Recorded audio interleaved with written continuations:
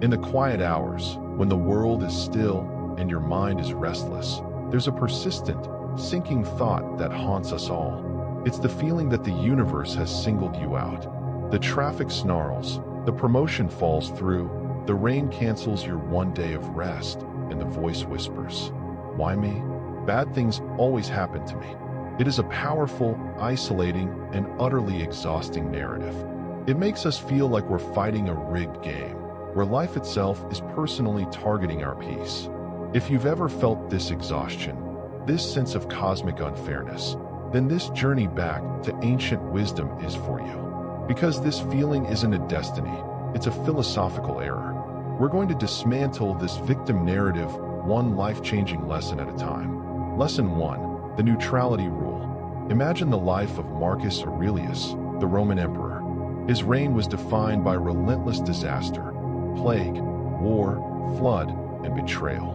Yet, nowhere does he write, "The gods hate me." He practiced a radical technique, neutrality. He knew the external event, the cold, the illness, the betrayal, was merely a fact, morally neutral. Consider a storm. Is the rain good for the farmer's crops or bad for the wedding party? It is neither, it is just rain. The suffering wasn't in the fact, but in the judgment we attach to it. This is terrible and proof I am unlucky. When a client cancels a major contract, the fact, your mind instantly attaches the fiction. This proves I'm a failure. That painful, sinking feeling isn't caused by the contract's absence. It's caused by the swift, toxic narrative you layered on top. The Stoic lesson here is simple but profound. Before you react, separate the event from your highly personal, fictional narrative about the event. The flat tire simply is. Your drama about the flat tire is a choice you make right now, and that drama is what makes you feel like a victim. You lose your peace the moment you define a neutral event as a personal attack. Lesson 2, the power basket. This next lesson comes from Epictetus, who was born into slavery. He had every reason to feel life was unfair, yet he taught the core tenet of Stoicism, the dichotomy of control. Epictetus stated that peace is found by sorting the universe into two baskets. Things up to us, our opinions, judgments, actions, and things not up to us, everything else, the past, the weather, other people's choices, public opinion. Think of your emotional energy as a finite battery charge for the day. When you spend hours agonizing over a rude text you received, something not up to you, you drain the battery, leaving nothing left for your work or your family, things up to you.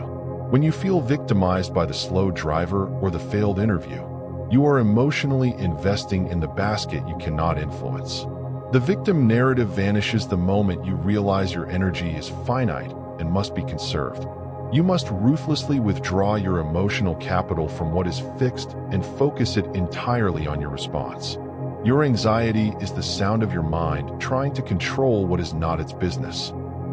Lesson 3, tuition, not torture. Why do we constantly replay our mistakes, using them as proof of our inadequacy? We treat failure as a jail sentence. The Stoics, particularly Seneca, saw misfortune not as punishment, but as training.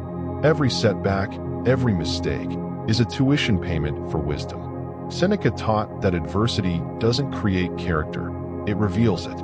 If you dwell on the embarrassment of a public mistake, you are essentially wasting the expensive lesson you just paid for. You are making the mistake twice, once in action and once in agonizing memory. Imagine a scientist whose experiment failed. They don't declare the universe rigged. They analyze the data and iterate.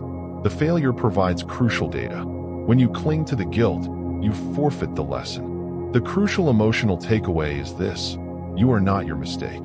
Your value is not diminished by the error, only by your refusal to learn from it. Honor the pain by ensuring the lesson wasn't wasted. That public failure teaches you about preparation. That poor decision teaches you about impulse control. Use the past as a guide, not a jailer. Lesson 4. The root of resentment. Think about what triggers your immediate anger or resentment. Is it the external event, or is it your rigid expectation that the event shouldn't have happened? Drawing on the Socratic imperative for self-knowledge, we realize that anger is rooted in an unexamined demand placed upon the world. We demand that people be polite, traffic be swift, and that our efforts always equal immediate reward. These are invisible, unspoken contracts we force the world to sign. We assume, for instance, that because we are busy, the airport security line must move quickly. When the line moves slowly, we feel cheated. This resentment is the feeling of reality failing to meet a private, unrealistic demand. These demands are unrealistic because they violate the dichotomy of control. The self-awareness required here is to pause when frustrated and ask, what entitlement did I assume in this moment? Recognizing the faulty assumption, e.g., I assumed the world was obligated to accommodate my schedule, dissolves the anger instantly and short-circuits the victim story. Resentment is the feeling of fighting reality. Peace is the acceptance of it. Lesson 5.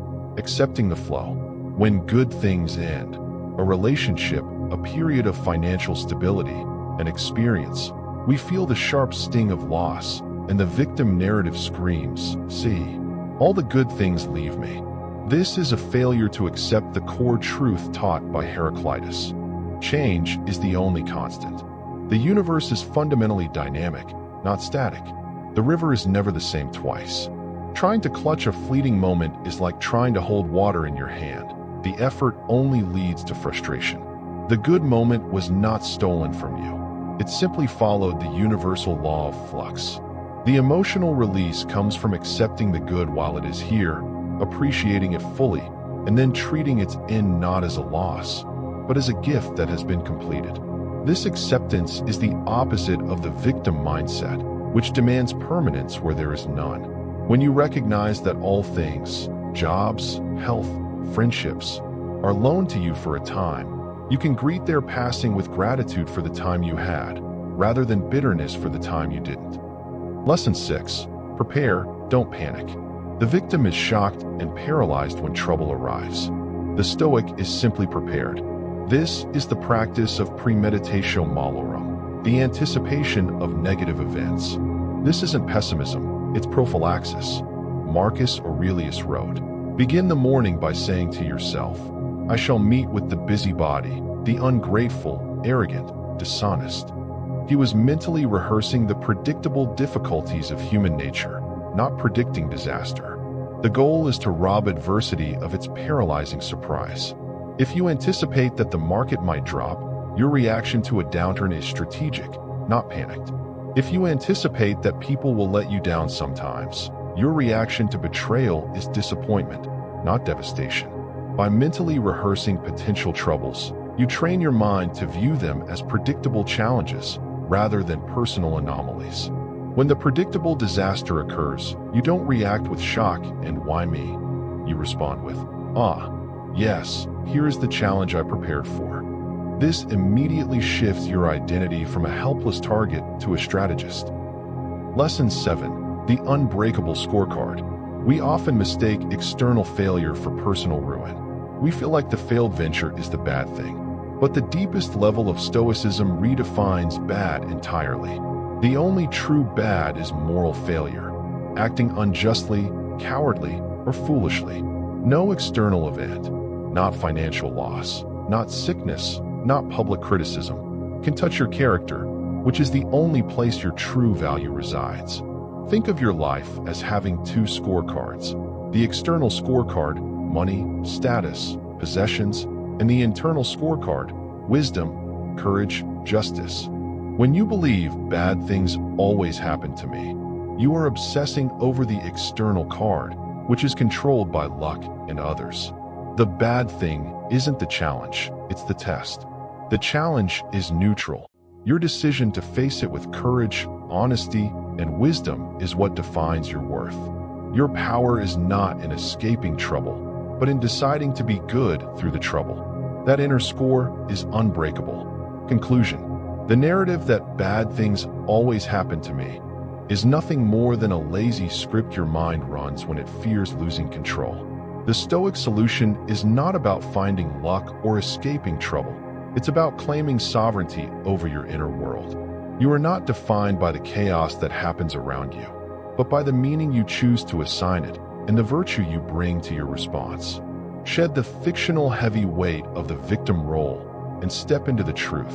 You are a resilient student of life, armed with wisdom, tested by fire, and unconquerable at your core. Which one of these 7 lessons do you need to actively practice and internalize the most this week? Share your reflection below.